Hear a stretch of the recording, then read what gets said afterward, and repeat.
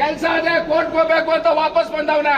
ಇವಾಗ ಕೇಳಿದ್ರೆ ತಹಸೀಲ್ದಾರ್ ನನ್ಗೆ ಯಾವ್ದು ನೋಟಿಸ್ ಕೊಟ್ಟಿಲ್ಲ, ನಿಮ್ಮ ಒತ್ತಡಕ್ಕೆ ಬಂದು ನಾನು ಅಳತೆ ಮಾಡಿದ್ದೀನಿ, ಸ್ಕೆಚ್ ಮಾಡಿಕೊಟ್ಟಿಲ್ಲ. 3 ವರ್ಷದಿಂದ ಅಲ್ಲಾಡ್ತಾವನೆ ಇವ್ರನ್ನ ಪಾಪ.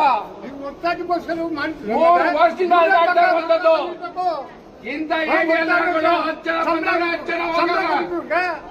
ನಾಚಿಕೆ ಆಗ್ಬೇಕು ನಿಮ್ಮ ಯೋಗ್ಯತೆಗೆ. ಏನ್ ಸಂಬಳ ತಗೊಳ್ಳಲ್ವಾ ನೀವು? ಸಂಬಳ ತಗೊಳ್ಳಲ್ವಾ ನೀವು?